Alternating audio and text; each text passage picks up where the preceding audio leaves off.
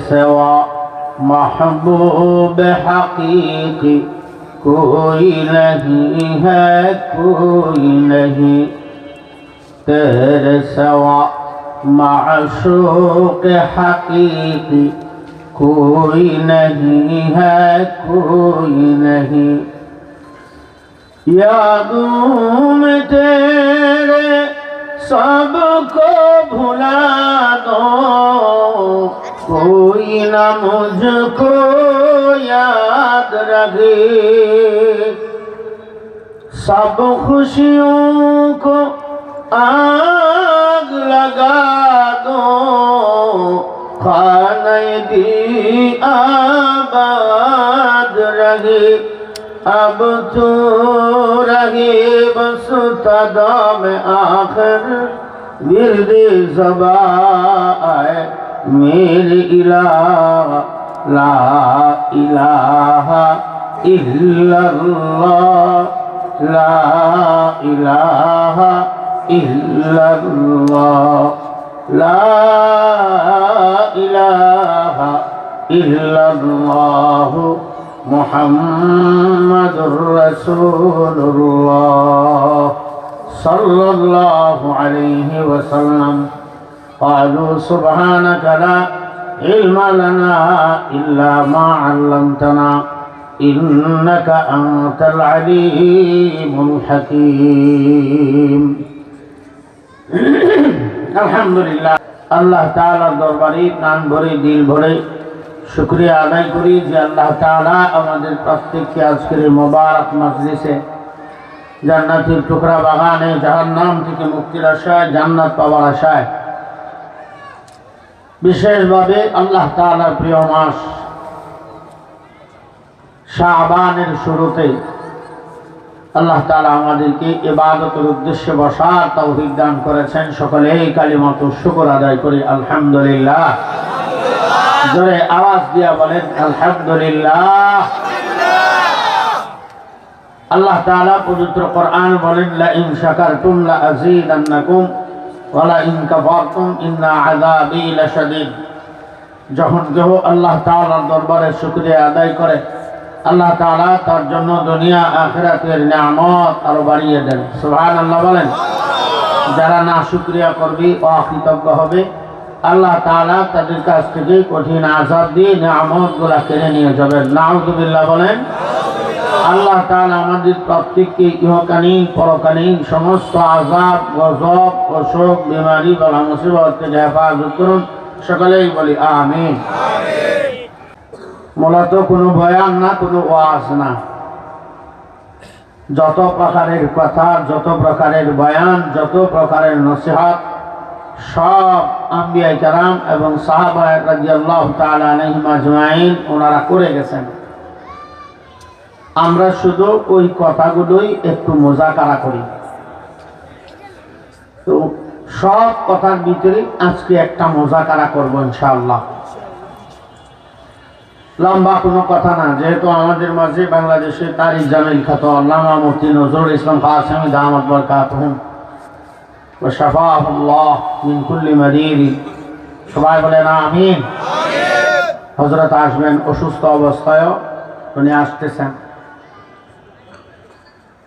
বয়ান ওনার পক্ষ থেকে, উনি ওনার জবানে মুবারক থেকে আপনারা বয়ান শুনবেন। তার আগে আমরা একটু সময় নিজেকে প্রস্তুত করি, একটু সময় আমরা নিজেকে নিয়ে একটু মুযাকারা করার চেষ্টা করি।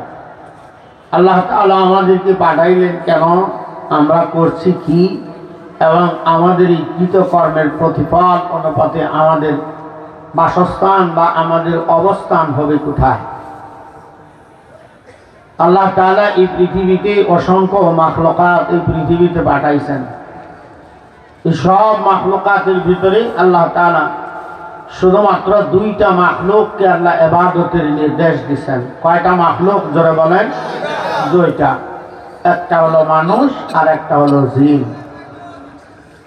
জিন আর ইনসানকে আল্লাহ তাআলা ইবাদতের জন্য নির্দেশনা দিয়েছেন। অথচ এই পৃথিবীতে আল্লাহ তাআলা অসংখ্য মাখলুকাত পাঠাইছেন, তার ভিতরে সবচাইতে বেশি হলো জিন ইনসান ছাড়া বাকি যত মাখলুকাত আছে। একেবারে গর্তের পিপিলিকা থেকে নিয়ে আসমানের ফেরেশতা পর্যন্ত আল্লাহ তাআলা এই সব মাখলুকাত দুনিয়ায় পাঠাইছেন। কোনো ইবাদতের নির্দেশনা আল্লাহ তাদেরকে দেয় নাই, এরপরও তারা ইবাদত করে কি করে না বলেন তো সবাই? আওয়াজ দিয়া জোরে বলেন। তারা ইবাদত করে, কম না বেশি? কতটুক বেশি যদি একবার হিসাব করেন তাইলে নিজেও চিন্তা করে পারবেন না তাদের ইবাদতের পরিণাম বা তাদের ইবাদতের পরিমাণ কতটুক। একটা গর্তের পিপিলিকা যা ইবাদত করে যদি তা বন্টন করা হয় আপনার মতন মানুষের 10টাও দিয়েও পূরণ হবে না। যে মানুষকে আল্লাহ তাআলা এত শ্রেষ্ঠত্ব দিয়ে বানাইলেন, ইবাদতের নির্দেশনা দিয়ে পাঠাইলেন, সেই মানুষের ব্যাপারে আল্লাহ তাআলা এমন একটা কথা কোরআনে বলেছেন, যদি এখন বলি তাইলে নিজেরাই নিজেদেরকে নিয়ে লজ্জাবোধ করবেন। আল্লাহ তাআলা বলেন, ইন্নাল ইনসানা লিরাব্বিহি লাকানুন। এই পৃথিবীতে সব মাখলুকাতের ভেতরে একমাত্র নিমক হারাম জাতির নাম হচ্ছে মানুষ। ঠিক না? জোরে বলেন। নিমক হারাম জাতির নাম কি? আওয়াজ দিয়ে কান। বেশি না 5 আগস্টের পর থেকে চিন্তা করে দেখেন মানুষ নিমক হারাম না আসলে কি? ঠিক না? অথচ যে মানুষকে আল্লাহ এত শ্রেষ্ঠত্ব দিয়েছেন, যেই শ্রেষ্ঠত্বের কোনো শেষ নাই, মানুষের চিন্তা চেতনা তার কাজ কর্ম সবগুলোর ভেতরে আল্লাহ তাআলা এত সুন্দর পরিমার্জিত করে আল্লাহ মানুষকে পাঠাইলেন। এরপরও আল্লাহ মানুষকে কেন বললেন যে মানুষ নিমক হারাম? কারণটা কি? যুবক ভাইরা যারা এখানে উপস্থিত হয়েছেন, অধিকাংশ ভাইয়েরা আছেন যুবক। আমি যুবক ভাইদেরকে বলি কথাটুকু একটু চিন্তা করবেন। সামনে সময় আসতেছে, আপনি আসলে কি নিমক হারাম নাকি আল্লাহ প্রদত্ত আল্লাহর ভক্ত? সামনে সময় আসতেছে 12 তারিখ, ঠিক আসতে কয়। হয়তো এই দিন আপনার ঈমান যাবে, নয়তো এই দিন আপনার ঈমান থাকবে। ঠিক আওয়াজ দিয়ে বলেন। সামান্য একটু সমর্থনের কারণে আপনার তাম জিন্দেগির আমল বরবাদ হয়ে যেতে পারে, নিজে চিন্তাও করতে পারবেন না। আজকের কথাটুকু শুধু এই উদ্দেশ্যে আপনাদেরকে বলার জন্যই সামান্য একটা আয়াত তেলাওয়াত করছি। নবীজির হাদিস থেকে লক্ষ লক্ষ হাদিস থেকে ছোট্ট হাদিসের একটু অংশ পড়ছি। আমি এইটা নিয়েই কিছু কথা বলবো। তার ভিতরে যারা সন্তানের বাবা আছেন আপনারাও একটু ধৈর্য নিয়ে শুনবেন। কেন? কারণ অনেক সন্তানেরা আছে যে কিছুদিন মাদ্রাসায় পড়ার পরে এই সন্তান কথা শুনে না, বাপে কয়ে একদিকে যায়, পুলায় যায় আরেক দিকে। আছে না নাই? বউ কথা শুনে না, বউ কয় আজকে মার্কেট ভুসির মিল থেকে করলেই হবে, বউ যায় উত্তরা। আছে না নাই? কারণ আছে। কারণটা কি? এই কারণটা আজকে প্রকাশ করবো, একটু শুনবেন। আল্লাহ তাআলা কোরআনেও প্রকাশ করেছেন কেন মানুষ কথা শোনে না, মানুষের ভেতরে এই দুরভিসন্ধি কেন, মানুষের ভিতরে এই ধরনের আচরণ কেন থাকে, কেন হয়। বলছিলাম এই জন্যে যে মানুষকে আল্লাহ শ্রেষ্ঠত্ব দিয়ে পাঠাইছেন, সেই মানুষকে আল্লাহ এত অপমানজনক কথা কেন বললেন? আমি যদি এখন বলি যে এই জায়গায় যদি একটু জিগাই আপনাদেরকে যে বলেন তো আজকে সারাদিন একটা গুনাহও কেউ করেন নাই, রাগ করতেছেন আমার কথা? আমি যদি জিজ্ঞেস করি এখন আজকে সারাদিন একটা গুনাহ আপনি করেন নাই, কেউ হাত তুলতে পারবে? তো আল্লাহ যে বলছেন মানুষ হলো সবচেয়ে বড় নিমক হারাম জাতি, আল্লাহ কি ভুল বলছেন না সঠিক বলছেন? কারণটা হলো আল্লাহ তাআলা এই মানুষকে আবার অন্য আয়াতের ভিতরে বলছেন ওয়ালাকাদ কাররামনা বানি আদম, আমি মানুষকে সর্বশ্রেষ্ঠত্ব দিয়ে পাঠাইছি। সুবহানাল্লাহ বলেন। তামাম মাখলুকাতের ভেতরে মানুষ হলো সবচাইতে সম্মানী জাতি, তার চাইতে সম্মানী এই পৃথিবীতে আর কেউ নাই। এত সম্মানী জাতি আমি মানুষকে পাঠাইলাম, এরপরেও মানুষ অন্যান্য মাখলুকাতের কাছে দুর্বল। সামান্য একটা মশার কাছে মানুষ দুর্বল, ঠিক না?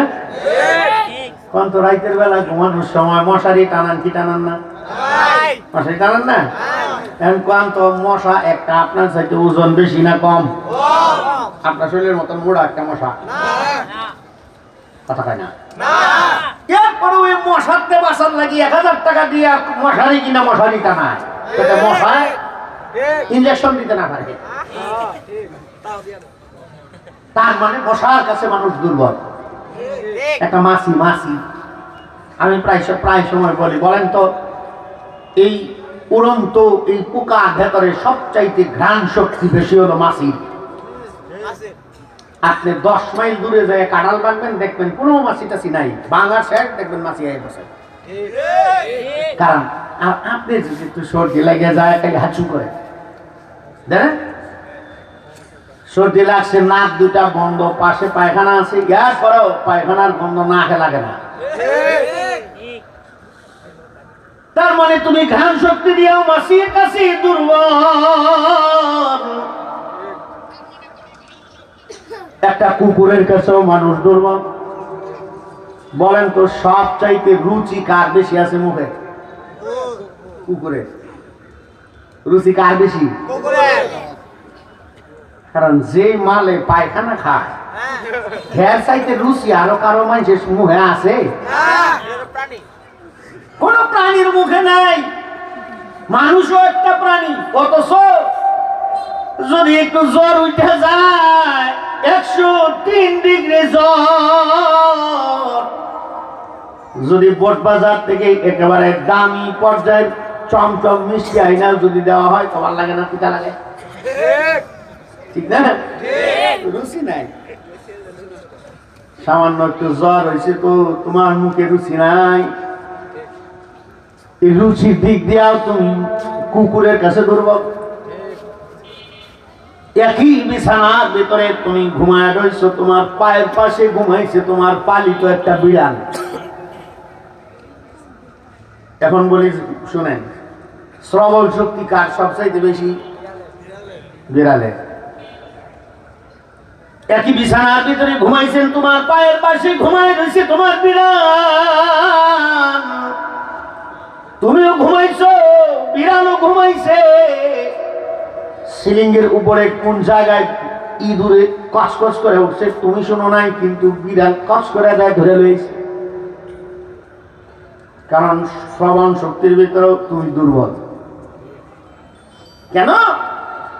যদি সর্দি লাগে মানুষের নাকও বন্ধ থাকে, কানও বন্ধ থাকে, কান ক্যান ক্যান ক্যান ক্যান করে, ঠিক না? আরো সহজ ভাবে কই, এরপরেও আল্লাহ তাআলা মানুষ কেমনে বুঝাইতাম কথা বলেন তো? মুরগির ডিম থেকে যে বাচ্চা বাইর হয়, বাচ্চা বাইরে কি মুরগির বাচ্চা যায় তার মায়ের কয় মা আগে খাওন দাও, কই আছে? বাচ্চাই কয় মুরগিকে আজবাইজা দেরু আয়াত বুঝি তানবাদ আপনি দাদা নাদারাদ খরদুআ কর অতমিজ। কোন একটা পাখির ডিম থেকে বাচ্চা ফুটে, মুরগির ডিম থেকে বাচ্চা ফুটে, ফোটার সাথে সাথেই এমনকি একটা ছাগলের বাচ্চা বের হওয়ার পরে, গরুর বাচ্চা বের হওয়ার পর মাটিতে পড়ার সাথে সাথে তার খাবারটা কোন দিকে সে নিজে খুঁজে বের করে। তারে কেউ খাবার দেখায় দেওয়া লাগে না। মুরগির একটা বাচ্চা নিজে নিজে তার খাবার তালাশ করে, কিন্তু একটা মানুষের বাচ্চা মায়ের পেট থেকে দুনিয়াতে আসার পরে শুধু ওয়া ওয়া করা ছাড়া আর কোনো কিছু তার মুখে থাকে না, ঠিক না? জোরা বলেন। মানুষ কত দুর্বল। 2.5 বছর পর্যন্ত এই বাচ্চা তার কোনো ভালো মন্দর জ্ঞান থাকে না, এমনকি 5-6 বছর পর্যন্ত তার কোনো জ্ঞান নেই। এরপরেও আল্লাহ তাআলা বলেন ওয়ালাকাদ কাররামনা বানি আদম, আমি মানুষকে সর্বোচ্চ রক্ত দিয়ে বানাইলাম, এই মানুষ এই দুনিয়াতে সর্বশ্রেষ্ঠ জাতি। আল্লাহু আকবার, জোরে বলেন। মানুষের চাইতে বড় জ্ঞানী এই দুনিয়াতে আর কেউ নাই। কারণটা হলো একটা পশু, একটা পাখি, তার যার যার পার্সোনালিটি আছে, যার যার শিক্ষা আছে, যার যার ক্ষমতা আছে। এমনকি একটা হাতিরে যদি 10 ভাগ করা হয়, 10 ভাগের 1 ভাগ হইব মানুষ, ঠিক না? হাতির একটা পাও যতখানি বড়, একটা মানুষ তেমন ওজন হইতে পারে। এরপরও এত বড় হাতিটারে চালায় লয়ে যায় ছোট একটা বাচ্চা উপরে বৈশা একটা কাঠি দিয়া পিটায় পিটায় লয়ে যায়। আল্লাহ তাআলা বলেন, মানুষ যদিও অন্য দিক দিয়া দুর্বল, কিন্তু আমি তাদেরকে এমন একটা সম্পদ দিয়ে দুনিয়াতে পাঠাইলাম, এই নিয়ামত আমি আর অন্য কোন মাখলুকাতের ভিতরে দেই নাই। সেই মাখলুকাতের ভিতরে সেই নিয়ামতের নাম হলো আকল। কি নাম? বুদ্ধি, জ্ঞান, বিবেক, ভালো মন্দ বিচার করার ক্ষমতা একমাত্র আল্লাহ তাআলা মানুষের ভিতরে দিয়েছেন। আর কোন মাখলুকাতের ভিতরে এই ক্ষমতা নাই। যেই মানুষগুলো ভালো মন্দের বিচার করতে পারে না, ওই মানুষগুলো আর কুকুরের ভিতরে কোনো পার্থক্য নাই। লাহুম কুলুবুন লা ইয়াফকাহুনা বিহা ওয়া লাহুম আ'য়ুনুন লা ইউবসিরুনা বিহা ওয়া লাহুম আযানুন লা ইয়াসমাউনা বিহা। যে মানুষকে কলব দিলাম, সেই কলব দিয়া যে লোকটা ভালো মন্দ বিচার করে না, চোখ দিলাম দেখার জন্য, দৃষ্টি শক্তি থাকার পরেও সে ভালো মন্দ দেখে না, তারে কান দিলাম ভালো মন্দ বিচার করার জন্য, সে ভালো মন্দ বিচার করে সে শুনে না, এই মানুষগুলা হলো এই দুনিয়াতে সবচেয়ে বড় পথভ্রষ্ট। ঠিক কিনা জোরে বলেন? কেন? কারণ হচ্ছে এই যে কয়দিন ধরে দেখতেছেন, কেন বললাম মানুষকে আল্লাহ শ্রেষ্ঠত্ব দিচ্ছেন, সেই শ্রেষ্ঠত্বের মর্যাদা থেকে অপমানিতের জায়গায় মানুষ তার নিজেকেই নিয়ে আসে একটা মাত্র কারণ, তা হলো মানুষের কর্ম। ঠিক কিনা জোরে বলেন? কর্মের কারণে মানুষ সম্মানী হয়, এই কর্মের কারণেই মানুষ সবচাইতে অসম্মানী হয়। কর্মের কারণে মানুষ তার জোতা লইয়া টানে, আবার এই কর্মের কারণে মানুষ জোতা পিটাইয়া বঙ্গভবন থেকে বাইর করে। রাগ করতেছেন কোথায়? কারণ যার যত সম্মান যদি একটু ডিসকাস হয়ে যায়, তার চাইতে বড় অপমান। ঠিক না দাদা? রাগ করেন না আমার কথা? এই যে পেপারে দেখছি, পেপারে গতকালকে এবং তার আগের কালকে পেপারেও আসছে 12 তারিখ নির্বাচন না, কথা কয় না? অনেক মিডিয়া কর্মীরা আছে, হয়তো রেকর্ড করতেছে, এই জন্য বলতেছি এই কথাটা, নয়তো বলতাম না। শুনছি অনেক প্রার্থীদের ভিতরে যারা নির্বাচনে অংশগ্রহণ করবে, যারা এমপি ইলেকশন করবে, নির্বাচন করবে, তাদের স্থাবর অস্থাবর সম্পত্তির ভিতরে যা নির্বাচন কমিশনকে দেখানো হয়েছে, এর ভেতরে অতীতের সময়ে তারাই 100 কোটি, 150 কোটি, 200 কোটি টাকা পর্যন্ত ঋণ খেলাপি আছে তাদেরকে। এই চোরদেরকেও আবার বাংলাদেশের এই নামদারি নির্বাচন কমিশন আবার তাদেরকে এমপি নির্বাচন করার অনুমতিও দিছে। সম্ভাবনা আছে, মনে হয় ভাগ পাইছে। ঠিক আছে, কয় একটা সিয়াম কথা কই হুজুর কোন সময় এটা তো করতে পারি না, করছে মনে হয় চুরি করছে। এলাকার ভিতরে হলো বিচার, বিচার হলো শরীয়তের বিচার হয়। শরীয়তের বিচার কি? যদি কেউ চুরি করে তার বিচার হলো হাত কেটে দাও, কারণ তার তো বিচার হয়েছে, হাত কাটার বিচার হবে। এখন যেহেতু সর্বোচ্চ বিচার, তো এই চোরে বলতেছে ঠিক আছে আমার বিচার তো আপনারা করবেন, সমস্যা নাই, তবে এমন মানুষে আমার হাত কাটুন লাগবে যে জীবনে কোনোদিন চুরি করে নাই। এখন তো সব আটকেছে। ঠিক আছে, তাহলে একটা কাম করেন, যে ওয়ার্ডের মানুষ, যে ওয়ার্ডের গোড়া, সেই ওয়ার্ডের মেম্বারে ডাক দেন, মেম্বারে হাত কাটুক। মেম্বারে আনছে ডাইকে আপনি হাত কাটেন, করছে আপনার ওয়ার্ডের মানুষ, আপনি তো কোনো চুরি টুরি করেন নাই, এত মানুষ নয় আমি চলাফেরা করি একটা ওয়ার্ডের ভিতরে, এতটি গ্রাম মানুষের একটু তো এদিক সেদিক ওইবার ওই পারে। আমি তো ছোট মানুষ, তার থেকে ওই চেয়ারম্যানদের দায়িত্ব দেন। চেয়ারম্যান মানে হয় একটা মক্কা খেজুর, হ্যাঁ কথা পায় না, না মক্কা খাদেন রান্নাতের ফেরিস্তা। চেয়ারম্যানের কয়, চেয়ারম্যানে কয় আমি কেমনি করবো, তুই একটা ওয়ার্ডের ভিতরে 4-5টা গ্রাম লয়ে তুই এইটা পারলি না, আর আমি একটা ইউনিয়নের ভিতরে 4-5টা ওয়ার্ড মিলা একটা ইউনিয়ন, আমি একটা ইউনিয়নের দায়িত্বে, আমি কেমনি করবো, এটা তুই একটু এদিক সেদিক ওইবার ওই পারে। তার সাথে একটা কাম করে এই হিসাবে দে দায়িত্বটা। কিন্তু আমগো এলাকার কথা কইতেছি না, আবার আমগো দেশের কথা কইতেছি না, কথার কথা বুঝাইবার করলে মনে করেন বিদেশের কেউ, আমরা দেশের সব মন্ত্রী এমপিরা হইল একেবারে খাঁটি বুজুর্গ আল্লাহর ওলি, ঠিক না? হ্যাঁ, এবারে কাম দিলে হেরাকার বুইলা সিধা তোর মুন্তায় উঠে যায়, কিন্তু সিধা মুন্তায় উঠার সময় তো তোলে লঙ্গি বুঝলে ভরিয়া তো নিজে উঠার পায় না।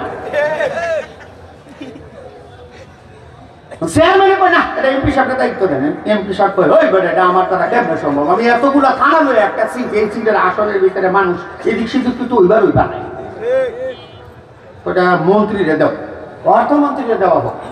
বাংলাদেশের সেকেন্ড পজিশনের মানুষ অর্থমন্ত্রী, অর্থমন্ত্রী হত করে তো বন্টন আমি করে দিই, এটা তো এদিক সেদিক ওইতেই পারে, তার সাথে প্রধানমন্ত্রীরে দিই না।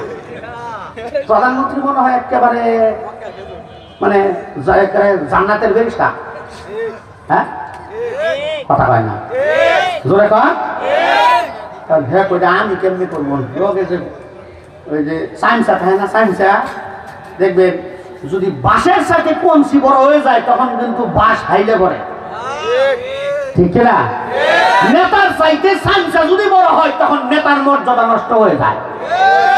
এখন সাইন্সা একটা কাম করেন, এর আট কাটানোর দরকার নাই, এর বিচারেরও দরকার নাই, এর কয়ে দেন যেন বাইরে যায় জীবনে কিছু না কয়, এর একটা চেয়ার দিয়ে একটা চাকরি দিয়া ওই বিল্ডিং এর এক কোনায় বসায় দেন, সে হইল চাকরিজীবী, আর তারে কয়ে দেন ভেয়ে যেন আর কোনো মানুষের সাথে কোনো কথা না বলে।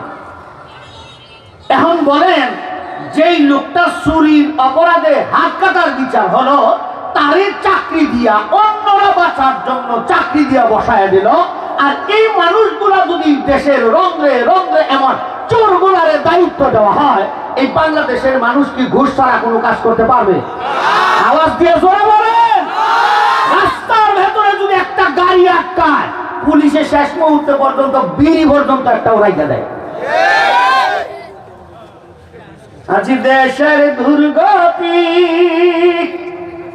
আর যত দুর্নীতি, কইতে গেলে তো সমস্যা,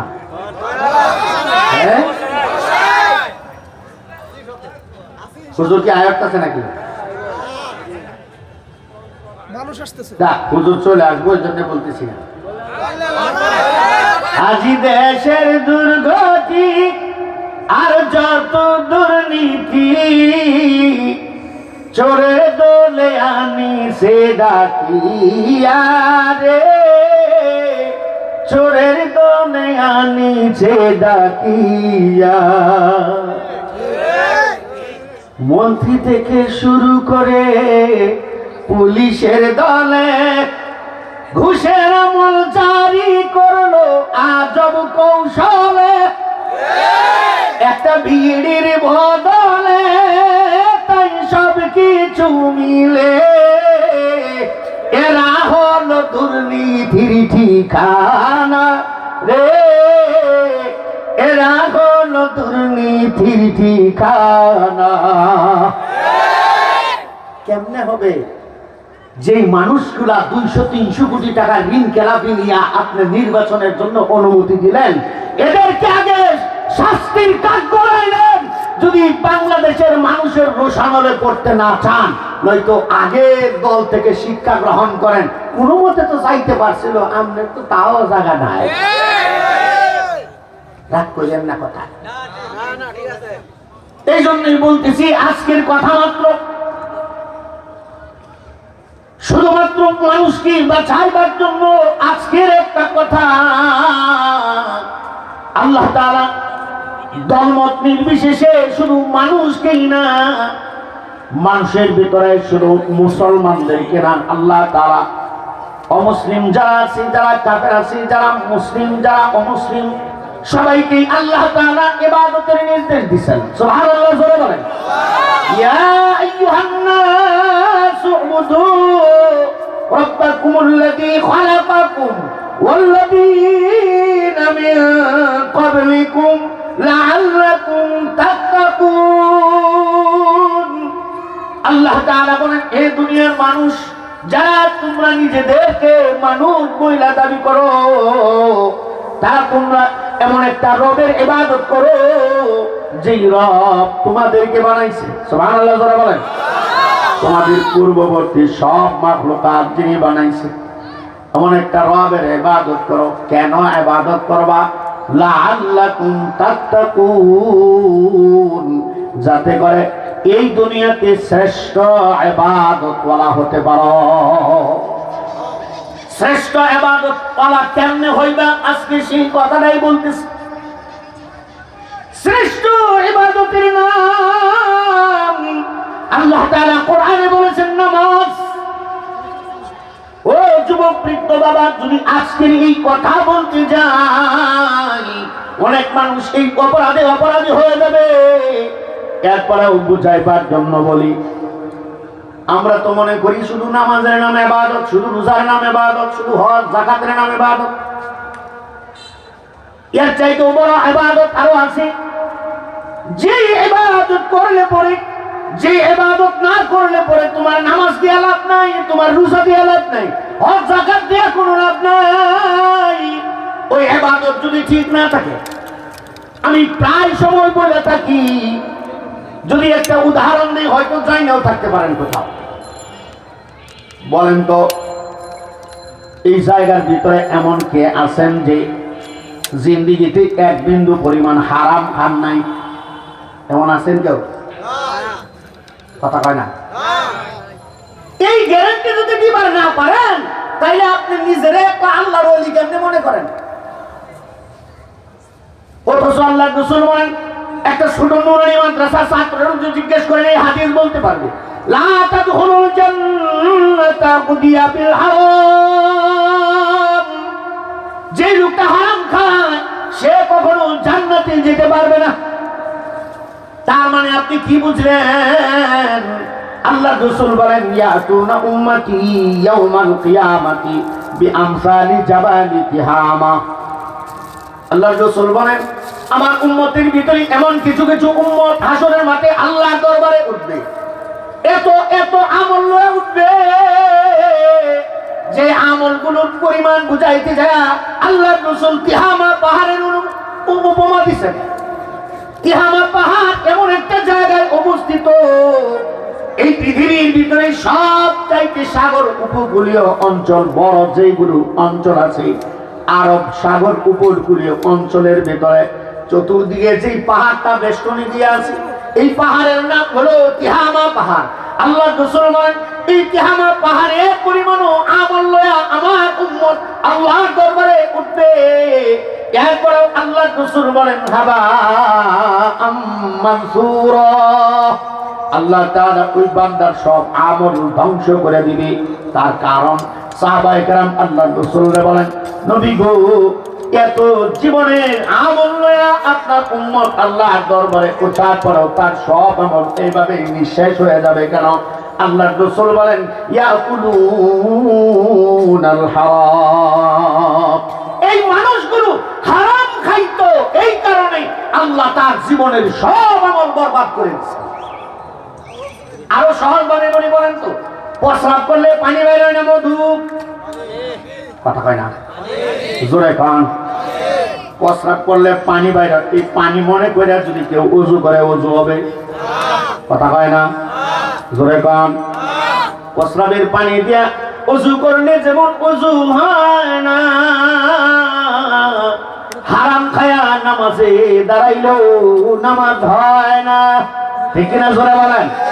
কারণ যার ভিতর খারাপ, যেই লোকটার ভিতর খারাপ, আমার আগে আব্দুর রাজ্জাক আজাদি সাহেব বলে গেছে। এই জন্যই সব ইবাদতের ভিতরে আজকে একটা ইবাদত শিখায়, হারাম থেকে বাঁচা। সবাই বলেন কিসের থেকে বাঁচা? আওয়াজ দিয়া জোরে কান, আরো জোরে কান। হারাম মানে শুধু খাবারের হারাম না,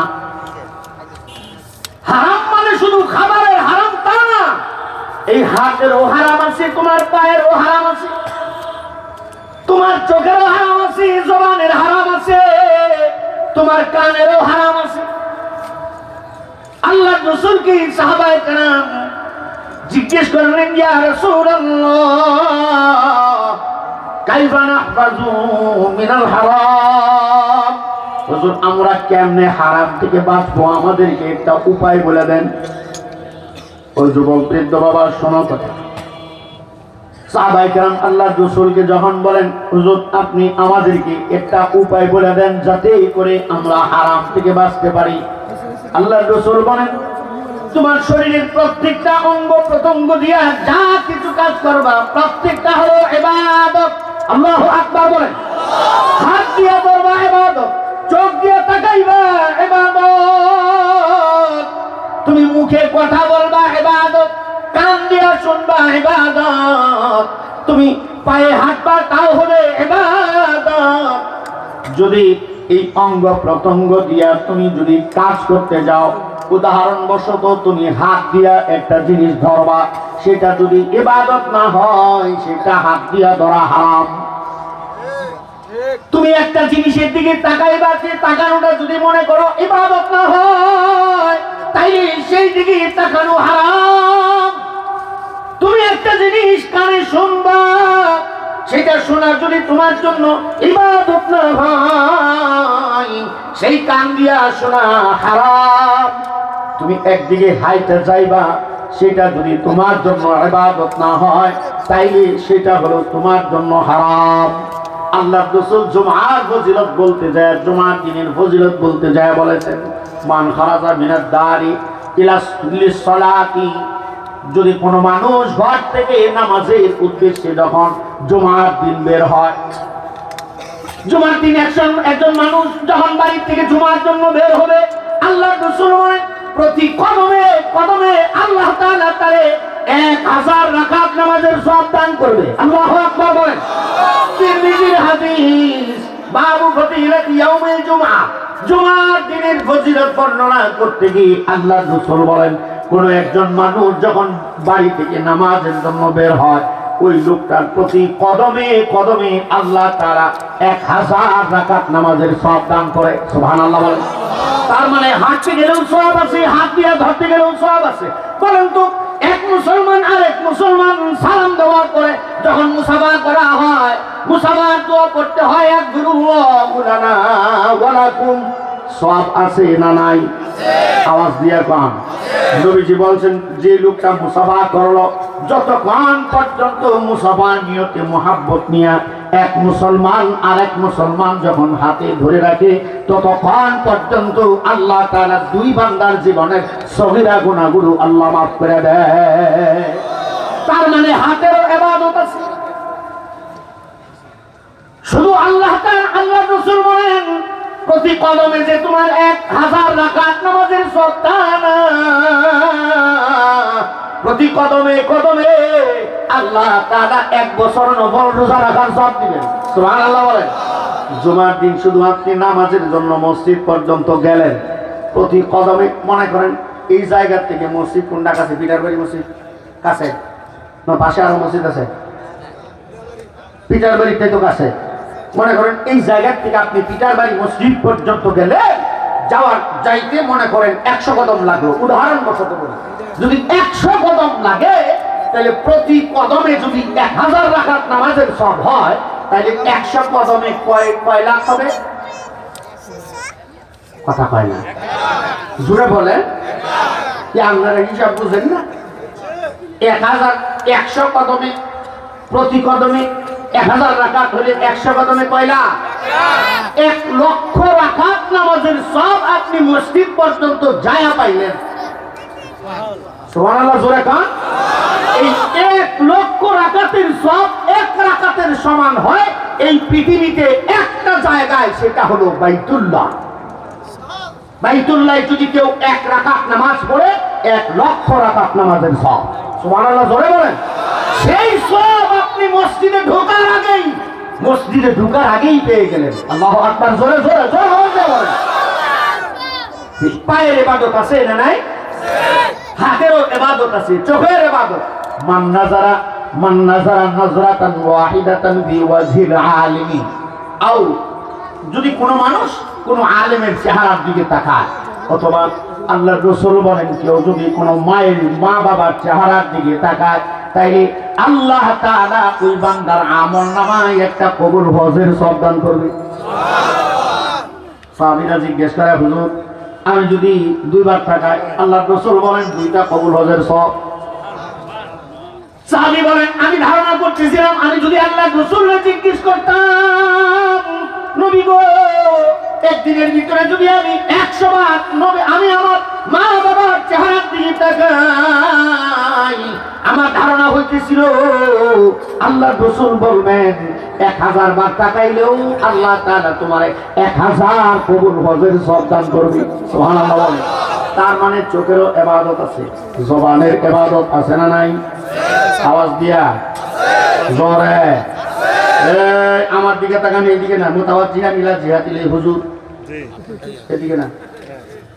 কারণ কি জানেন, এই জবানের ইবাদতের ব্যাপারে কথা যুবক ভাইরা যারা বিয়ে করে না হেগরে কইতেছি। তুমি মনে করো মানুষকে ক্যাপচার করে, মানুষকে ভক্ত বানায় এই জবানের কথা দিয়া, ঠিক না? কেউ কয় ময়মনসিংহের কথা, কেউ কয় নোয়াখাইয়া, কেউ কয় সাগাইয়া, কেউ কয় সিলেটটা, কথা হয় না? জোরে কান। এই কথা কয়ে এই মানুষকে ক্যাপচার করে, মানুষকে আকৃষ্ট বানায়। মানুষের কথার ভেতরে আল্লাহ তাআলা অলৌকিকত্ব দিয়েছেন, জাদু দিয়েছেন। একই কথা ময়মনসিংহের ভাষায় শুনলে একরকম, নোয়াখাইয়া শুনলে আরেক রকম, যখন সিলেটটা শুনলে আরেক রকম, ঠিক না? এই জন্য যুবক ভাইদের জন্য বলি, তুমি এই কথা দিয়া বিয়ার আগে যারা পড়ায়া পুড়ায়া নিজের ভক্ত বানায় লাইছ, আছে না নাই? কম্বলের তলে থেকে যার লোকে সেটিং করো, ওই যে বুঝা লাইছে, যুবকরা বুঝা লাইছে। বাপ মাই যেটা পছন্দ করে, হ্যাঁ এটা পছন্দ করে না, ঠিক আসতে কর। হ্যাঁ যুবকরা যদি জোরে কথা না করস তাহলে কাইয়া বউ পাইবি। বাপ মা পছন্দ করছে, কাহার পছন্দ হয় না, হ্যাঁ নিজে নিজে কম্বলের তলে তাই আগে সেটিং করে ঠিক করে রাখছে। পরে বাপ মা যে সময় রাজি হয় না, লয়ে জায়গা বলায় আর একটা। কয়দিন পরে যখন ক্যাসেট একটা বাইর, 2 বছর পরে বাড়িতে আহে। আগে তো সেটিং ফেটিং কই যা, বউরে কইছে আমার বাড়ি আছে, গাড়ি আছে, এই সেই কথা কিছু। বউ লয়ে বাড়িতে আহে, দেখে বউ দেখে ঘরের একদিক দিয়ে কুত্তায় ঢুকে আর একদিক দিয়ে বাইর হয়। এলাকার মাইয়ারা ভালো করে হুঁশিয়ার রও, টিকটকার মাইয়া ড্যান্সটা মারো, গান লগে যেমন না লইও। তারপরে হাজারাম যুবক যখন দেহে বউ তো এখন আর তার কথা মনে রাখো, তোমার ঘর করুম না, তুমি মিশা কথা করে আমার বিয়া করছো, তোমার ঘরে থাকুন না, জামুগা তুমি আমার পালার পারবো না, বউ হেরে তুই জায়গা। আর এই হাজারাম 3 রাস্তার মুড়ে বইয়া চা খায় আর বিড়ি খায়, গান গায়, কথা পায় না, আছে না নাই? কত দুঃখ দিলা রে বন্ধু, আর কত যাই সইয়া, তোমার নামে নালিশ করো রোজা সরে যাইয়া। হাজারাম গান কয়, বেটা তুই হাসনে মানে আল্লাহর কাছে বিচার দিবি, তুই তো আকাম টুকাম 13 বরস করে লইছ, বিচারটা দিবি কেন? এই জন্য নিজে ঠিক হও, আল্লাহ তোমার জন্য এমন মানুষ মিলাই দিবে। সুবহানাল্লাহ কান। তুমি যেমন বউ পাইবা তেমন। বলছিলাম জবানেরও ইবাদত আছে না নাই? আল্লাহ তাআলা বলেন আল্লাযীনা ইয়াযকুরুনাল্লাহা কিয়ামান ওয়া কুউদান ওয়া আলা জুনুবিহিম, জবানের ইবাদত। আল্লাহ রাসূল বলেন যে লোকটা দাঁড়ানো অবস্থায় আল্লাহ করে? আল্লাহু আকবার বলেন। যে লোকটা হাঁটা অবস্থায় আল্লাহর জিকির করবে, যে লোকটা বসা অবস্থায় আল্লাহর জিকির করে, যে লোকটা শোয়া অবস্থায় আল্লাহর জিকির করে, নবীজি হাদিসে বলছেন ওই লোকটা হলো এই দুনিয়াতে শ্রেষ্ঠ মুমিন। সুবহানাল্লাহ বলেন। শুধু বলছিলাম খাবারের হারাম না, আপনার অনেক অঙ্গ প্রত্যঙ্গেরও হারাম আছে না নাই? আওয়াজ দিয়া কন। নবীজি যখন সাহাবায়ে কেরামদেরকে বলেন যে তোমরা কেমনে হারাম থেকে বাঁচবা, তার নিয়মটা হলো তুমি যেই কাজটা মনে করবা ইবাদত হবে না, ওই কাজটা করাই হারাম। ঠিক কিনা জোরে বলেন। এই জন্যই আল্লাহ তাআলা কোরআনে বলেছেন আল্লাহু আলিমুন খাবীর, আল্লাহ কিন্তু সব কিছু জানেন এবং সব কিছুর খবর রাখেন। তুমি কোথায় যায় কি করো সব কিছুর খবর রাখে কে? আল্লাহ। আওয়াজ দিয়া বলেন কে? আল্লাহ। সাহাবায়ে কেরামকে নিয়ে আল্লাহ রাসূল এইভাবে বসান, যার কারণে কথাটা বলছিলাম। আল্লাহ রাসূল বলেন মাইয়াখুযু আন্নী হাউলাইল কালিমাত ويعمل بهن أو يعلم من يعمل بهن فقال أبو هريرة رضي الله تعالى عنه أنا يا رسول الله فأخذ يدي وعد خمسا فقال رسول الله صلى الله عليه وسلم اتق المحارم تكن أعبد الناس। আল্লাহ রাসূল সাহাবীদের ভিতরে কথা বলার পরে নবীজি বলেন তোমরা কে আছো, আমি তোমাদেরকে কিছু নসিহত করব, আমার কথাগুলো তোমরা শুনবা। শুধু শুনলে হবে না, ওই যে রাউজাতুল উলুম মাদ্রাসার মাহফিলের ভিতরে কিছু কিছু মানুষ আসবে, যে মানুষগুলো দিন বুঝবে না, কোরআন বুঝবে না, এই মানুষগুলো নামাজ বুঝবে না, হালাল হারাম বুঝবে না, এই মানুষগুলার ভিতরেও যায় আমার এই আমল তুমি শিখায় আসবা। সুবহানাল্লাহ জোরে বলেন। আওয়াজ দিয়ে জোরে বলেন। হযরত আবু হুরায়রা বলে হুজুর আমি এই আমল করব। আল্লাহর রাসূল সাথে সাথে হযরত আবু হুরায়রার হাত ধইরা আঙ্গুলগুলা গুনে গুনে একটা একটা করে আঙ্গুল গুনা 5টা আঙ্গুল ধইরা 5টা আঙ্গুল ধইরা আল্লাহর রাসূল শিখাইছেন। আমি দেখাই দেই হাদিসটা, আপনি একটু কাছে আসেন, এখানে বসে। হযরত আবু হুরায়রা ডান পাশে বসতেন, ডান পাশে বসাইলে আরো বেশি ভালো। ডান দিকে আসেন, শুনেন আমার দিকে তাকান। নবীজি হাদিস কেমনে বলছেন, তুমি যদি এই আমল তোমার ভিতরে না থাকে তোমার নামাজ রোজা হজ যাকাত দিয়ে লাভ নাই। যখন আল্লাহ রাসূল বলেন মাইয়াখুযু আন্নী হাউলাইল কালিমা, আপনার ডান হাত উঠান, এই যে ডান হাত মাইয়াখুযু আন্নী হাউলাইল কালিমা, যখন এই কথা বলছেন আবু হুরায়রা এমন জায়গায় বসতেন তো এইভাবে হাত তুলবে, সাথে সাথে হুজুর হাতে ধরে নিয়েছে। সুবহানাল্লাহ বলেন। ভাইয়া এইভাবে আঙ্গুলগুলা গুনে গুনে গুনে বলতেছেন ইত্তাকিল মাহারিমা তাকুন আ'বাদান নাস ওয়ারযা বিমা কাসামাল্লাহু লাকা তাকুন আগনান নাস ওয়া আহিব্বা লিন-নাসি মা তুহিব্বু লিনাফসিকা তাকুন মুমিনান ওয়াহসিন ইলা যালিকা তাকুন মুসলিমান ওয়ালা তুহসিরিয যিকর ফাইন্নায যিকরা তুমীতুল কলব। আল্লাহু আকবার বলেন। এইভাবে হাতে ধরে আবু হুরায়রা বলে আবু হুরায়রা শুনো শুনো, এই আমল যদি তোমার ভিতরে না পাওয়া যায় আল্লাহর দরবারে তুমি নামাজের সওয়াব পাইতা না, রোজার সওয়াব পাইতা না, তুমি হজ করতে যাইবা হজও কবুল হবে না।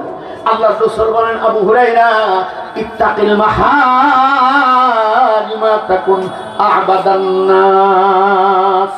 ওই যে বলছিলাম ইবাদত করবা কেন, যেন শ্রেষ্ঠ আবেদ হইতে পারো।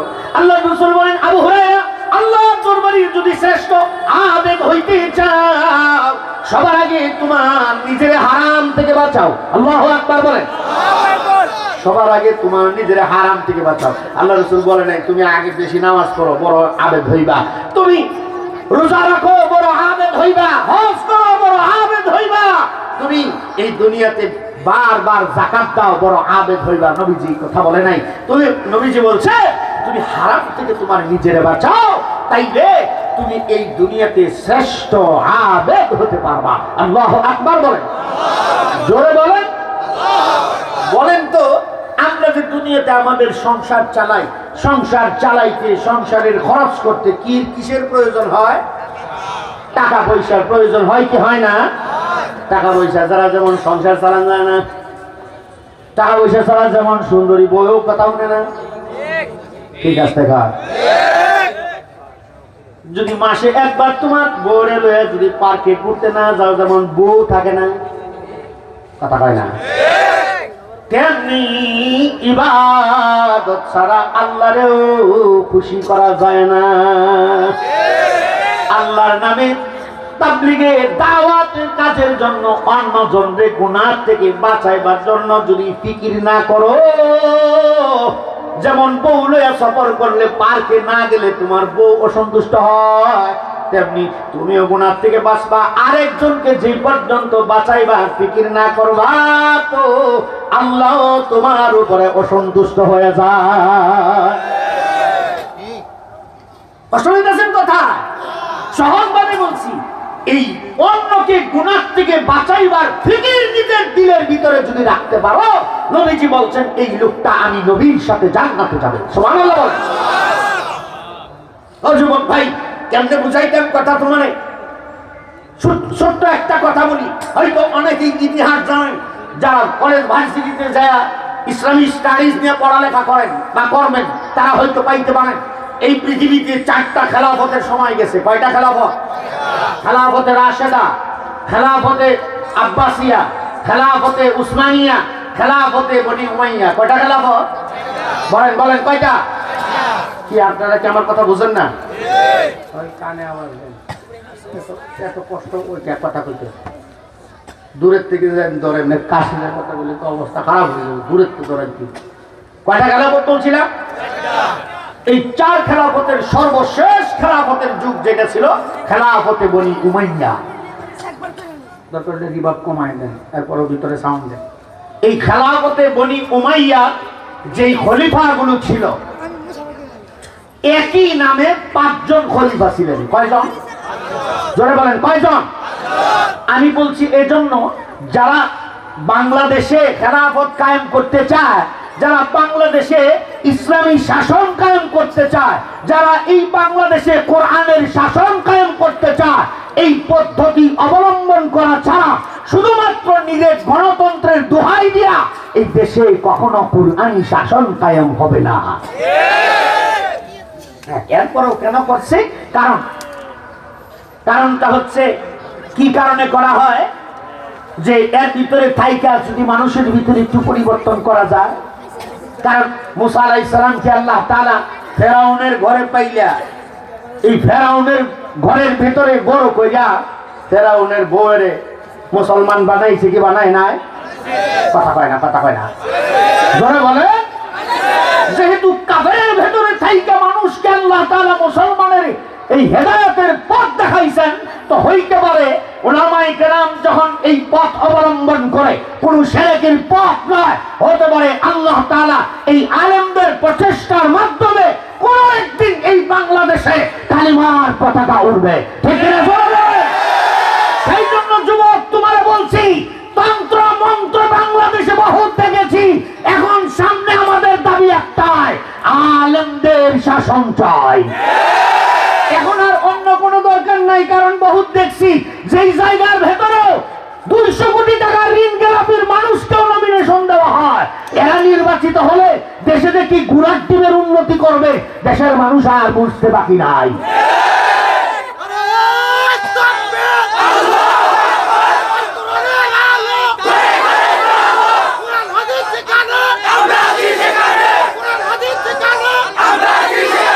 শেষ করি কথা, যেহেতু হুজুর চলে আসবেন, আমি তো এলাকার মানুষ, আমি বড় কোনো আলোচনা বক্তাও না।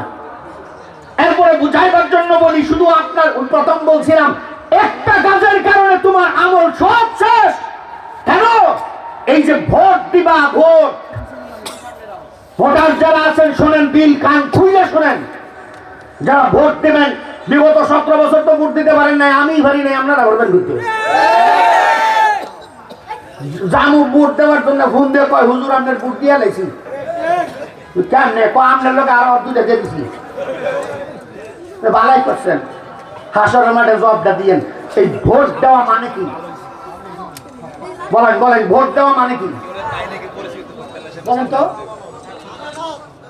সাক্ষী দেওয়া কেন হয়েছে আমি এই ভোট মানে হলো আর শাহাদা সাক্ষী দেওয়া কি দেওয়া সাক্ষী দেওয়া আওয়াজ দিয়ে এখন কি দেওয়া সাক্ষী দেওয়া দেখবেন পুস্তকের মধ্যে লেখা আমার ভাই তোমার ভাই অমুক ভাই তমুক ভাই অমুক ভাইয়ের চরিত্র গুলের মতো পবিত্র ঠিক না লাইকনি ভাইয়া গাঞ্জা খায় বা সত্য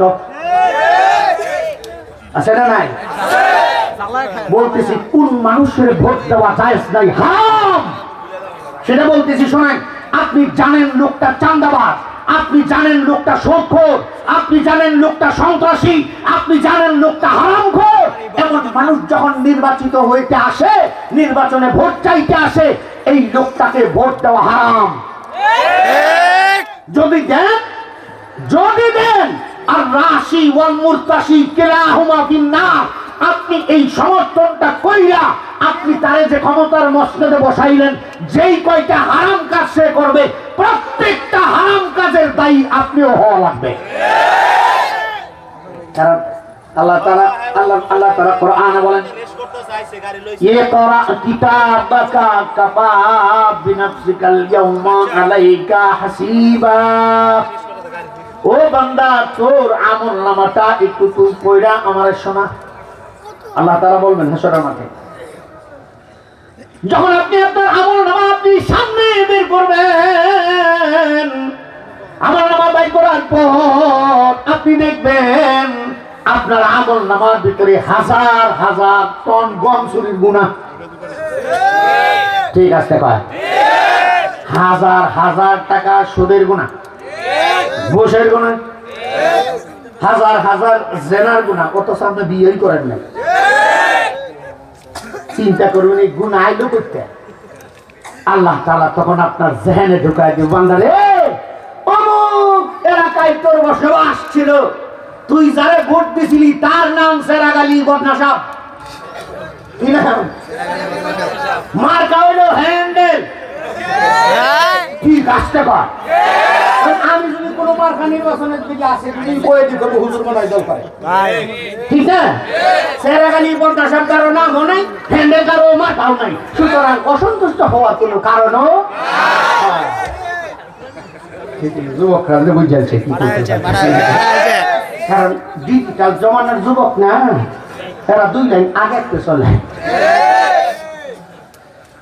এই জন্য আল্লাহ তাআলা তখন বলবেন বান্দারে ওই যে দুনিয়ায় থাকতে তুই জানোস এই লোকটা চাঁদাবাজ এই লোকটা গাজীপুরের বিভিন্ন অটো স্ট্যান্ড থেকে প্রতি অটো থেকে 10 টাকা করে চাঁদা নিত তুই জানোস এরপরেও তুই তারে ভোট দিছস তুই হইছস আরেকটা বড় চাঁদাবাজ এই জন্য বুঝে শুনে ভোট দিয়ে আর আমরা বাঙালি আরো বড় খারাপ এই যে কইলে আসল কথা কারণ একজন গেছে বাবা ভোটটা আমারে দিয়ে দেখেন নিজে চাইনা ভোট এলাকার মুরব্বী যে দিয়েছে দাঁত নাই বুড়া একেবারে দাড়ি ভাই একেবারে কাশফুলের মতন সাদা হয়ে গেছে হাঁটতেও পারে না কথাও করতে হেরে লয়ে যায় তো কয়েছে হ্যাঁ যায় কয় তিনি ভোটটা হ্যান্ডেল মার্কায় দিলি পায় না অথচ হেডারে কহি গায়ে দে কি আরে 500 ভরি দে দিল কিছুক্ষণ পরে আরেক প্রার্থী গেছে হ্যাঁ যায়া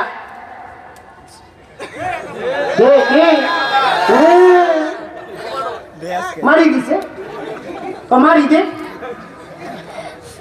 এই যে কাম নিয়ম করছেন 500 টাকায় আপনার ইমান বিক্রি করে দিচ্ছেন 1000 টাকায় আপনার ইমান বিক্রি করে দিচ্ছেন এই জন্য রাস্তার পাশে ড্রেন তার স্ল্যাবের ঢাকনা খোলা থাকে নেতা পাশ দিয়ে হাঁটে এরপরেও নেতায় কোনো খবর লয় এই জন্য বলতেছি নেতা কেমন দরকার এই জন্য বলি শোনেন তাহলে ভোট দেব কারে চাঁদাবাজারে সন্ত্রাসী রে কি রেখে ভোট দেবো বলেন? যোগ্য ব্যক্তি কারে কয়? এক কথা সোজা কথা, যে দেশ ও মানবতা এবং ইসলামের কল্যাণে কাজ করবে তারই ভোট দিতে হবে। ঠিক কিনা জোরে বলেন? হোক না সে যে কে হোক। আমি কোনো আলেমের কথা বলছি? কোন গায়রে আলেমের কথা বলছি? আমি বলছি দেশ ও মানবতার কল্যাণে, ইসলামের কল্যাণে যারা কাজ করবে তাদেরকেই আমরা সমর্থন দেব, তাদেরকেই আমরা ভোট দেব। কারণ আমাদের দেশের পরে স্বাধীনতা অর্জন করে মালয়েশিয়া যদি এত উন্নতি করতে পারে, আমরা পারি না কেন? কারণ শত কোটি টাকার ঋণ খেলাপি চোরেরা এমপি হয় এই কারণে। রাগ করেন না, বুঝাইবার জন্য বলতেছি। ভাই সাহেবরা কথা করেন না, আমার দিকে চান, এই দিকে না।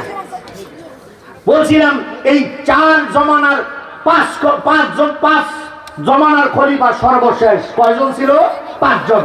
পাঁচজনের সর্বশেষ যিনি সম্ভবত 1623 থেকে 1647 খ্রিস্টাব্দ পর্যন্ত যার শাসনকাল ছিল তার নাম ছিল তুর্কি এক সুলতান। হয়তো কেউ শুনে থাকবেন বা পড়ে থাকবেন এই ইতিহাস। সুলতান মুরাদ, মানে জামালপুরের টাকলা মুরাদ না, বাহার টাকু না। সুলতান মুরাদ যখন ক্ষমতার মসনদে আসছে, উনি খেলাফতের মসনদে আসছেন, তো আসার পরে দেখে এলাকার ভিতরে মানুষের মধ্যে সবচেয়ে বড় অপরাধ যে মানুষ মদ খায় বেশি। বাংলাদেশে আছে না নাই? কথা কয় না। কোন মানুষগুলো আবার ভিডিওতে দেখায় যে কিছু গত 2 মাস আগে এক মাইয়ারে দোষিল না ইয়াবা সহ, থানায় যাওয়ার পরে কয়, আরে ভাই আমি মদ খাই। মাইয়াই আমি মদ খাই, আমার লাইসেন্স আছে। যেই দেশে মেয়েদেরকে মদের লাইসেন্স দিয়ে মদ খাওয়ার অনুমতি দেয়, ওই দেশের নেতারা হালাল জাদা না হারাম জাদা? সুজা কথা। রাগ করেন না কেউ, করলেও করার কিচ্ছু নাই। কারণ কিছু কথা আজকে কয়ে যায়, সামনের 12 তারিখ সিল মারবো এমন জায়গায়, যেই জায়গায় মানবতা আছে, যেই জায়গায় ইসলাম আছে, যেই জায়গায় দেশের মহাব্বত আছে। চুরি করে কানাডায় বাড়ি বানাইতো না, এই জায়গায় ভোট দেওয়া বুঝা হই না দিয়ে। আমি কিন্তু কোনো মার্কা কইছি না কাকু, মার্কা কইছি গো। আবার কইেন না হুজুর মুখ মার্কা কথা কইছে। উনি যখন দেখলেন যে এলাকার ভিতরে মানুষের মধ্যে মদ খুরের অভ্যাস বাড়ছে, মানুষের ভেতরে জেনার অবস্থা বাড়ছে, জেনা ব্যভিচার, কি করা যায়? উনি চিন্তা করলেন আমি নিজেও বাঁচবো, আমি তো খেলাফতের মসনদে আছি, তো মানুষকে কেমনে অপরাধ থেকে বাঁচানো যায় সেই ফিকির করতে হবে। সুবহানাল্লাহ বলেন। ইতিহাস বিখ্যাত এই পৃথিবীতে উমর ইবনুল খাত্তাবকে উমর ইবনুল খাত্তাব উমর বলা হতো, দ্বিতীয় উমর বলা হতো উমর ইবনে আব্দুল আজিজ, তৃতীয় উমর বলা হতো তুর্কি সুলতান, ওই সুলতান মুরাদকে। শুনেন কথা, সুলতান মুরাদ কেমন মানুষ জানেন? নিজেও হাফেজ, তার খাদেম যিনি সেও হাফেজ। প্রতি সপ্তাহে 2 জনে নামাজের নফল নামাজের ভিতরে কোরআন খতম করে এমন নেতা। আর আঙ্গর নেতা প্রতি রাত্রে 2 বোতল মাইরা শেষ করে। কথা হয় না? লগে বোটকা, আবার ওয়াইন, লগে হুইস্কিও মারে। কথা হয় না? কথা হয় না? খায়া বুড়ো হয়ে তাই সকাল 10টা বাজে কি লাগে উঠান লাগে ঘুমতে। রাগ করেন না কথায়। তো উনি যখন দেখলেন মানুষের ভিতরে মদের অভ্যাস, মানুষ মদখুর হয়ে যাচ্ছে, মানুষ জেনা ব্যভিচারের কাছে লিপ্ত হচ্ছে, উনি চিন্তা করলেন যে আমি একটা এমন শাস্তি জারি করব যে শাস্তির মাধ্যমে মানুষ যেন অপরাধ থেকে বাঁচতে পারে। জারি করছে কি? যে লোকটা মদ খাবে, যেই লোকটা জেনা করবে, তার শাস্তি হলো তার জানাজারকে মৃত্যুবরণ করলে তার জানাজার ভেতরে 10 জনের বেশি শামিল হতে পারবে না, শাস্তি। এরপরে তার জানাজার ইমামতি এলাকার কোন বড় আলেম পড়াইতে পারবে না, শাস্তি।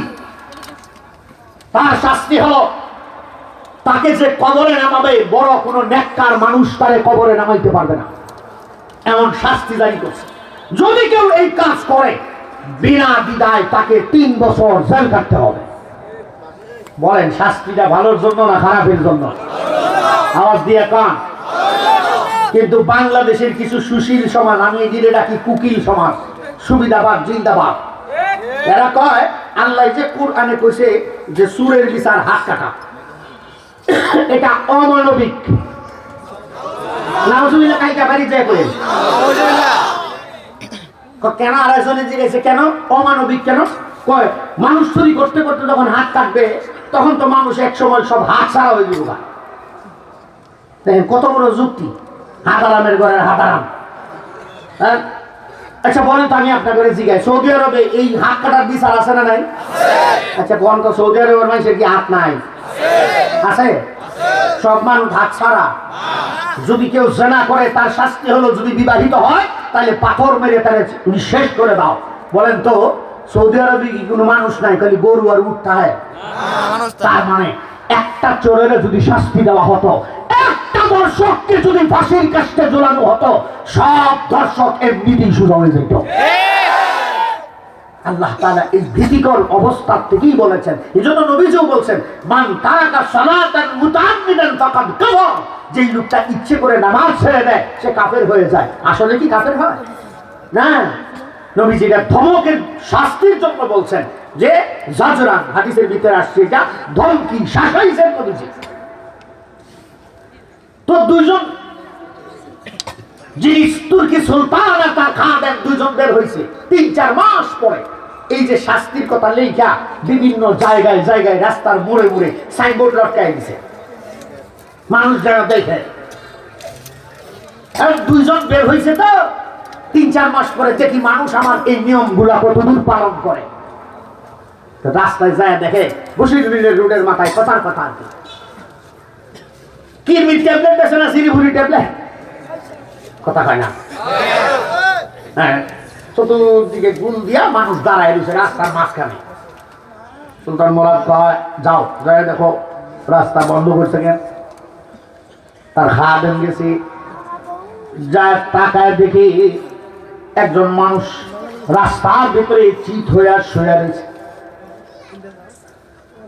সুলতানকে বলতেছি, হুজুর এই জায়গার ভিতরে রাস্তার ভেতরে একজন মানুষ ঘুমায় রয়েছে, কোথায় ডাক দাও। ডাক দিছে উঠে না, তো ধরে ঝাঁকি দাও, লাড়া দাও। যখন লাড়া দিছে ওই লোকটা সুদা চিত হওয়ার থেকে উপর হয়ে গেছে, মানে পুরো বডিটা তার শক্ত হয়ে গেছে। বলেন তো মানুষ জীবিত থাকলে শক্ত হয় না মরে গেলে শক্ত হয়? তার খাদেম বলতেছে, ইয়া সুলতান কাদ মাতার রাজুল, লোকটা মারা গেছে। সুলতান মুরাদ কাছে এসে সব মানুষেরা জিজ্ঞেস করতেছে এই লোকটা কখন মারা গেল। এলাকার মানুষগুলো সবাই বলতেছে, হুজুর আমরা ফজরের নামাজ পড়ে বের হইলাম, বের হওয়ার পরে রাস্তার ভিতরে আইসা দেখি এই লোকটা শুয়ে রয়েছে, মাথাটা তার পাগড়ি দিয়া ঢাকা, ভালোভাবে চিনতে পারি নাই, যার কারণে চেহারা থেকে তার পাগড়ির কাপড়টা যখন সরাইলাম, সরাই দেখি এই লোকটা এমন একটা মানুষ, এই লোকটা বড় বড় 2টা অপরাধ করেছে। তো সেটা আগে পরে শুনবো। লোকটা মারা গেছে তাই জানাজার ব্যবস্থা করলো না কেন, কাফনের ব্যবস্থা করো না কেন, কবরের ব্যবস্থা করো না কেন? তখন এলাকার মানুষ ও বান্দা, আল্লাহর বান্দা মুসাফির, বাড়ি কই, কই থেকে আইছেন? আল্লাহু আকবার জোরে কান। আল্লাহু আকবার কারে কয়? যেই বেটা নিয়ম জারি করছে হেরে জিগায় বাড়ি কই, কই থেকে আইছেন? মানে তার মজার বিষয় হলো সুলতান মুরাদরে সবাই চিনতো না, নাম জানতো, যেমন হযরত ওমরকেও সবাই চিনতো না, কিন্তু অর্ধ জাহানের মানুষের নাম জানতো। এখন তো তাম পৃথিবীর মানুষের নাম জানে। আল্লাহ রাসূলের 100 লক্ষ সাহাবীর ভিতরে একমাত্র একজন সাহাবী যার নাম ওমর ইবনুল খাত্তাব রাদিয়াল্লাহু তাআলা আনহু, এই 100 লক্ষ সাহাবীর ভিতরে মাত্র একজন, তিনি পুরো অর্থ জাহানের শাসন করেছেন। তার নাম সবাই জানতো কিন্তু সবাই চিনতো না, কিন্তু তার ভয় তার মানুষের ভিতরে সবচেয়ে ছিল বেশি। সুলতান মুরাদ কেউ মানুষের চিনত না, কিন্তু তার শাস্তির ভয় মানুষে করত। এইবারে এলাকার মানুষগুলো কয়, হুজুর বাড়ি কই থেকে আইছেন? সুলতান মুরাদ কয়, আমার বাড়ি কোথায় জানার দরকার নাই, আমার নাম কি তাও জানার দরকার নাই। লোকটা মারা গেছে অনেক আগে, এখন তো সূর্য উপরে উঠে গেছে, তার জানাজার ব্যবস্থা করো না কেন? তো চুপ করেন, কেমনে জানাজার ব্যবস্থা করবো? উনজুর ইলাত্তরি, ও ওই যে রাস্তার দিকে তাকান। তাকাইছে, দেখেন কি লেখা আছে সাইনবোর্ডে, আল্লাহু আকবার, জোরে কান। যে ওটা আইন জারি করছে তারে দেখায়, ও পড়েন, ও পড়ছি, বাদশাহ জারি করছে যে জেনাকারী, যে মদপুর, তার শাস্তি হলো এগুলো। হ্যাঁ, এই কারণে আমরা এই কাম করি না। কি কই? লোকটা হলো এলাকার ভিতরে দিনমজুর, মানুষের বাড়িতে টাকার বিনিময়ে কাজ করে। যখন সারাদিন কাজ শেষ হয়ে যায়, তখন সে এই পাশের বাজার থেকে 2টা বেশ্যা মহিলা কিনে লয়ে বাড়িতে যায়।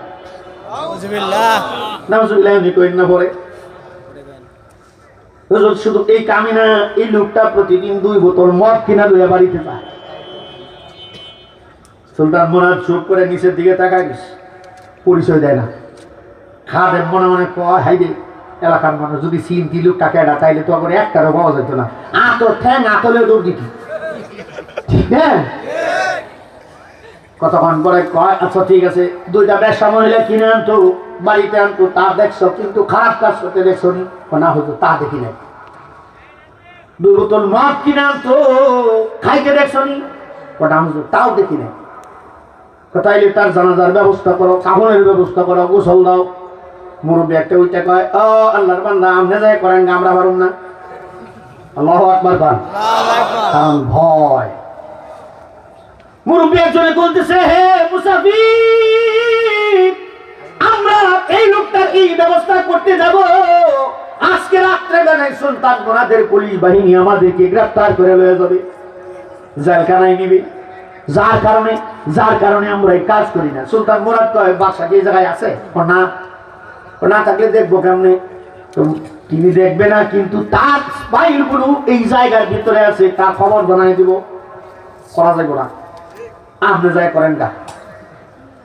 সুলতান মুরাদ পকেট থেকে টাকা বাইর করছে, অল্প কথাই বলতেছি, হুজুর কোন সময় আয়া ঘরে কইতে পারি না। পকেট থেকে টাকা বাইর করে খাদেম রে কই, যাও কাপড়ের কাপড় কিনে আনো। সুবহানাল্লাহ, জোরে কর। এখন সুলতান মুরাদ কয়, আচ্ছা ঠিক আছে, পানির ব্যবস্থা করে দাও, আমি গোসল দেই। আপনি দয়া করেন না, আমরা পারুম না। কারণ এমন অপরাধী মানুষের যে শাস্তি সুলতান জারি করছে, এই শাস্তির ব্যাপারে এই অপরাধী মানুষকে যদি সহযোগিতা করি, তাইলে আমিও বড় অপরাধী হয়ে যাব। আর রাশি ওয়াল মুরতাশি কেলাহুমা ফিন্নার, যেই লোকটা অপরাধ করে আর অপরাধীকে জায়গা দেয়, এরা সব কয়টা সমান অপরাধী, ঠিক না? এই বাংলাদেশের প্রত্যেকটা চোর জয়া ইন্ডিয়ায় পলাইছে, তার মানে ইন্ডিয়ার প্রত্যেকটা বড় চোর।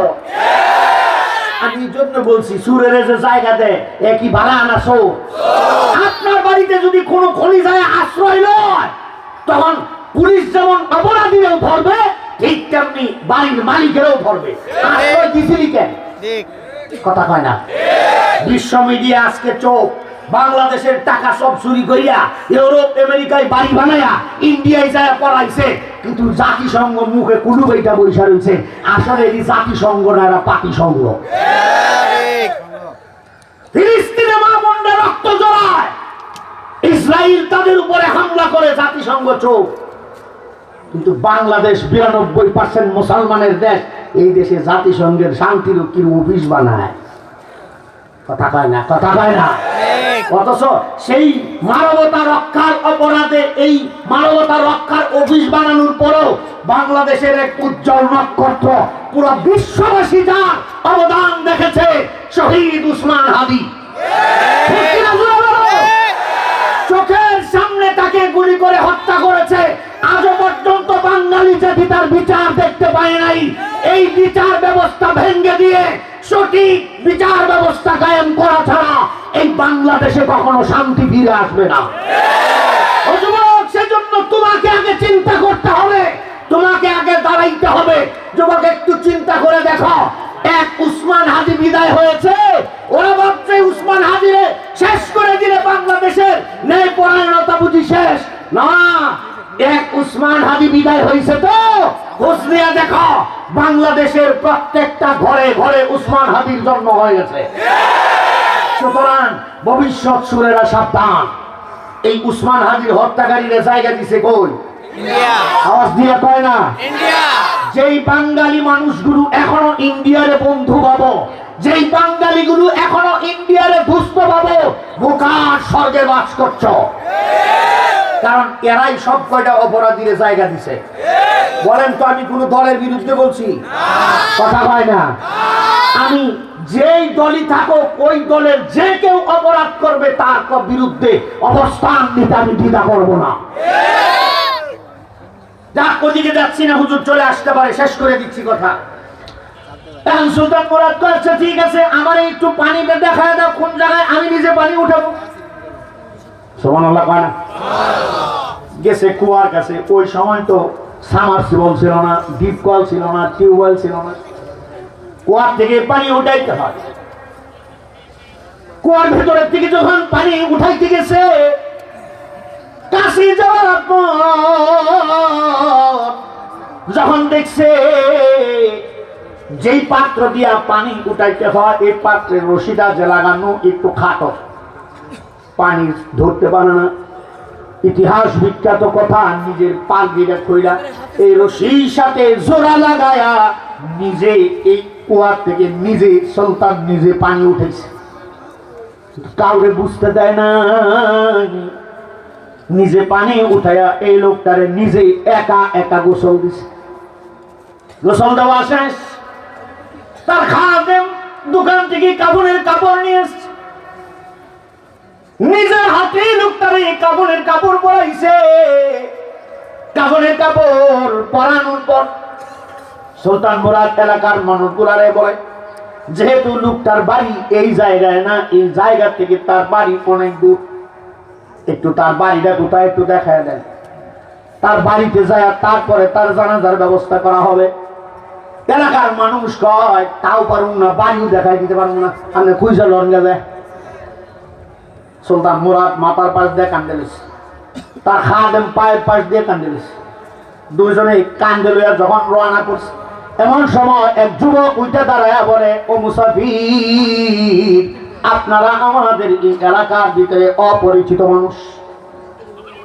সুলতান মুরাদের এই শাস্তির কথা জানার পরেও আপনারা এতভাবে চেষ্টা করলেন, নিজের হাতে পানি উঠাইলেন, নিজের টাকা দিয়ে কাপড়ের কাপড় কিনলেন, নিজে কান্দে লইয়া রওনা করছেন, বাড়িও চেনেন না। চলেন, আমি আপনার এই লোকটার বাড়ি দেখায় দেব, তার বাড়ি কোন জায়গায় আমি তার বাড়িটা দেখায় দেব। সুলতান মুরাদ কয়, যুবক রে, তোর ভিতরে কি সুলতান মুরাদের জেলখানার ভয় নাই? কয় আছে। কোথায় দেখায় দিলি কেন? দিতেছি এই কারণে, আপনারা দুইজন অপরিচিত মানুষ, আপনাদেরকে চিনি না। আপনাদের ভেতরে যদি সুলতান মুরাদের জেলখানার ভয় যদি না থাকে, একজন মানুষ যে দুনিয়া থেকেই বিদায় হয়ে গেছে, তার তো এই দুনিয়াতে আর কোনো আমল নাই। এই লোকটা দুনিয়া থেকে বিদায় হয়েছে, কেমনে হয়েছে তাও তো জানি না। হতে পারে এই লোকটা দুনিয়া থেকে বিদায় হওয়ার সময় এই দুনিয়া থেকে ইসলাম গ্রহণ করে হইতে পারে বিদায় হয়েছে। ঠিক কিনা জোরে বলেন? শেষ কথা বলি, শুধু এইখানে বলি, শেষ মুহূর্ত পর্যন্ত এই লোকটার অবস্থান এমন হয়েছিল, যা কথা এই জায়গায় রাখলাম। হুজুরও চলে আসছে, এই জন্য আজকে আর বললাম না, অন্য কোনো দিন ইনশাআল্লাহ। তবে বলবো, আগামীকালকেও মাহফিল আমাদের বসিরমিল বড় মসজিদের সামনে, বাকি কথা ওই দিন ওখানে কালকে বলবো ইনশাআল্লাহ। দাওয়াত রইল। আজকে বলছি একটা কথা, হারাম থেকে যদি নিজেরা বাঁচাইতে পারো, তাইলে আল্লাহ তাআলা তোমাকে এই দুনিয়াতে শ্রেষ্ঠ ইবাদতওয়ালা বানাবে। আল্লাহু আকবার বলেন। হারাম থেকে কেমনে বাঁচবো, কথা একটাই শিখাই দিছি, অঙ্গ প্রত্যঙ্গ, আপনার চিন্তা চেতনা, আপনার সব অঙ্গ প্রত্যঙ্গ দিয়া ওই কাজ করবো না যেই কাজ কাজ করা হারাম। ইনশাআল্লাহ মানব তো? হাতের ইবাদত, পায়ের ইবাদত, চোখের ইবাদত, জবানের ইবাদত, আপনার শ্রবণ শক্তি, কানের ইবাদত আছে না নাই? এই জন্য নবীজি বলছেন কাসবুল হালালি ফারিদাতুন বা'দাল ফারিদা। নামাজ, রোজা, হজ, যাকাত যেমন ফরজ, এমন ফরজের মতোই একটা ফরজের নাম হালাল কামাই করা। কি কামাই করা বলেন?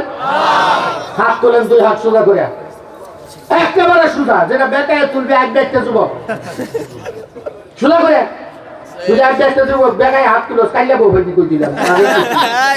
সোজা করে হাত তুলবে, আল্লাহ সুন্দরী নেকারি দিব, মিলে দিব। আমার সাথে সাথে কইবা আল্লাহ, শব্দ কয় নাই, ইয়া আল্লাহ। জিন্দেগিতে কোনোদিন হারাম খাবো না, হালাল খাবো, হারাম কামাই করবো না, হালাল কামাই করবো ইনশাআল্লাহ। আপনার মন থাকবো তো? এখন করতো সুদ খাওয়া হালাল না হারাম? আসতে কইছে এই এলাকায় মনে হয় আল্লাহর ওলি নাই। সুদ খাওয়াই না আল্লাহর, চাঁদাবাজি করা হালাল না হারাম? ধোঁকাবাজি করা হালাল না হারাম? একেবারে চাক্ষুষ দেখাই দিলাম, কেমনে বাঁচবেন তাও বলে দিলাম। আল্লাহ আমাদেরকে আমল করার তৌফিক দান করেন। ইয়া রব, जो कुछ हुआ तेरे करम से हुआ और जो कुछ होगा तेरे करम से होगा। अस्सलामु अलैकुम व रहमतुल्लाहि व बरकातुहू।